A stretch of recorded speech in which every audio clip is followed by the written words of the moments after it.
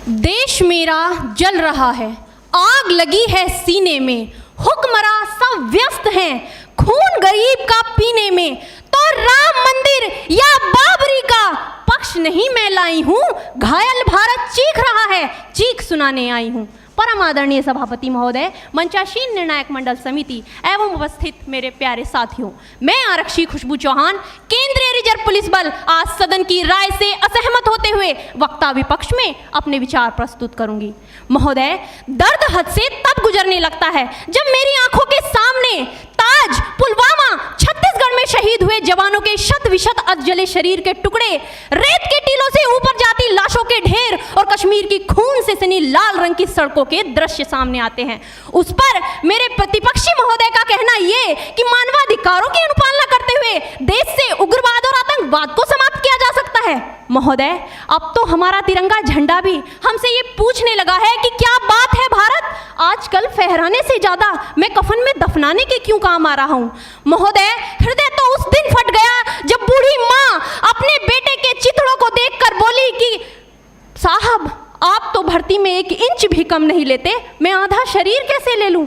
महोदय, आज इन मानवाधिकारों के कारण इन आतंकियों के बंगलों की आकाओं की नाकफनी हंसती है और शहीद हुए हमारे जवानों के आंगन की तुलसी रोती है। जब एक शहीद हुए जवान की विधवा की वेदना चीख चीख कर ये कहती है कि प्यार भी भरपूर गया, मांग का सिंदूर गया, नन्हे नौनिहालों की लंगोटियां चली गई, छोटी छोटी बेटियों की चोटियां चली गई और आपके लिए तो एक आदमी मरा है साहब, मेरे घर की तो रोटियां ही चली गई। महोदय, किसी भी युद्ध को जीतने के लिए पहल करना सबसे ज्यादा आवश्यक है, क्योंकि इतिहास गवाह है कि पहल करके बड़े बड़े युद्धों के परिणाम बदल दिए गए हैं। परंतु आज मानवाधिकारों के कारण हमारे देश के जवान इस कदर बंधे हुए हैं कि अपनी ड्यूटी पर खड़े होकर भी वो आज पहल करने से डरते हैं, क्योंकि महोदय, भविष्य में उन्हें कटघरे में खड़े होने का डर सता रहा होता है। वो ये जानते हैं कि चाहे एक उग्रवादी की राइफल से निकलने वाली गोली को ये तय करना पड़े या ना पड़े कि वो किसे लगेगी, लेकिन हमारी राइफल से निकलने वाली हर गोली को ये निर्णय लेना पड़ता है कि चाहे वो किसी निर्दोष को लगे, दोषी को लगे या ना लगे, परंतु किसी निर्दोष को नहीं लगनी चाहिए। यदि ऐसा हुआ तो ना तो ये समाज हमें छोड़ेगा, ना ही तिल का ताड़ बनाने वाली ये मीडिया हमें छोड़ेगी। और महोदय, मानवाधिकार के तले किसी जवान को दबाकर युद्ध के मैदान में छोड़ देना कोई वीरता नहीं, एक आत्महत्या है। क्योंकि महोदय, फूल को श्रृंगार दो ये मुमकिन नहीं और एक वीर को झनकार दो ये मुमकिन नहीं। जो हाथ बांध दे सेना के, ऐसे मानवाधिकार का पालन संभव नहीं। महोदय, आज सत्यनिष्ठा के मार्ग पर चलते हुए भी हमारे देश का जवान इन आतंकवादियों, इन पत्थरबाजों से डरता है, क्योंकि वो जानता है कि उसकी राइफल से निकलने वाली गोली अगर टारगेट को हिट नहीं भी करेगी तो भी 400 मीटर तक जाएगी, और यदि इस बीच वो किसी निर्दोष को लग गई तो महोदय, हमें अपनी नौकरी से हाथ तक धोना पड़ सकता है। और महोदय, अपनी नौकरी को बचाने की खातिर एक जवान आज ये सोचता है कि चाहे सांप मरे या ना मरे, परंतु लाठी नहीं टूटनी चाहिए, क्योंकि आज हमारे देश के हालात कुछ ऐसे हो गए हैं कि चिरागों को हवाओं में उछाला जा रहा है, हवाओं पर भी रोब डाला जा रहा है। अरे हम ही तो बुनियाद है आंतरिक सुरक्षा की, और आज हमें ही नौकरी से निकाला जा रहा है।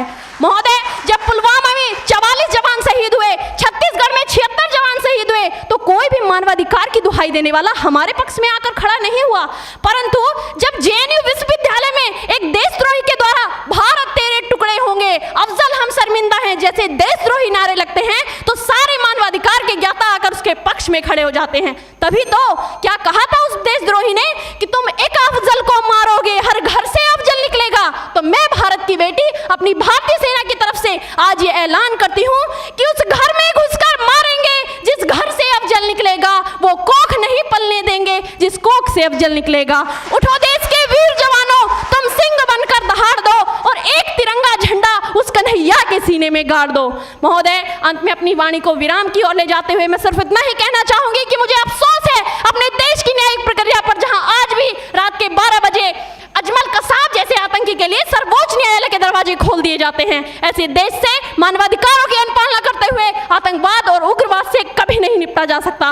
मानवाधिकार के नाम की दुहाइयां देने वालों, सीमा पर लड़ा नहीं जाता, चरखों से शोलों के आगे रामायण पढ़ी नहीं जाती, सीमा पर गोलों के आगे। धरती के घोर कुहासे को एक सूरज ही हर सकता है, क्योंकि एटम बम से रक्षा केवल एटम बम ही कर सकता है। जय हिंद, जय भारत।